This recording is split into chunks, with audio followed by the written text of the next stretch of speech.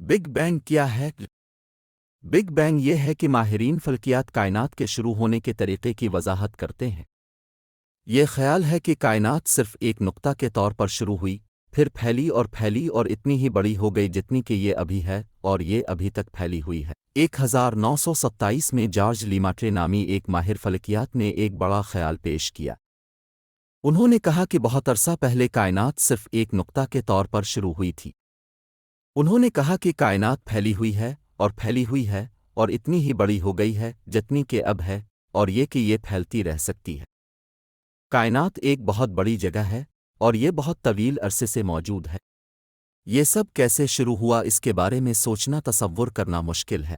صرف 2 سال بعد ایڈون ہبل نامی ماہر فلکیات نے دیکھا کہ دوسری کہکشائیں ہم سے دور ہو رہی ہیں، اور یہ سب نہیں ہے۔ دور کی کہکشائیں ہمارے قریب کی کہکشائیں زیادہ تیزی سے حرکت کر رہی تھیں۔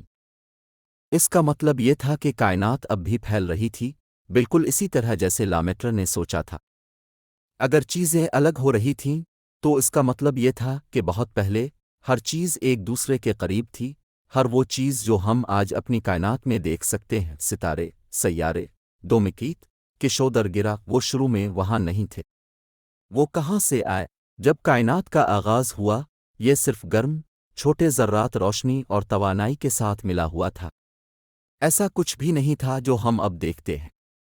جیسے جیسے ہر چیز پھیل گئی اور زیادہ جگہ لی، یہ ٹھنڈا ہو گیا۔ چھوٹے ذرات ایک ساتھ جمع ہوئے، انہوں نے ایٹم بنائے، پھر وہ ایٹم اکٹھے ہو گئے۔ بہت سے وقت کے ساتھ ایٹم ستارے اور کہکشائیں بنانے کے لیے اکٹھے ہوئے۔ پہلے ستاروں نے بڑے ایٹم اور ایٹموہے کے گروپ بنائے، جس کی وجہ سے مزید ستارے پیدا ہوئے۔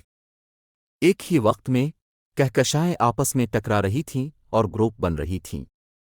جیسے جیسے نئے ستارے پیدا ہو رہے تھے اور مر رہے تھے، تب سیارچے، دومکیت، سیارے اور بلیک ہولز جیسی چیزیں بنی۔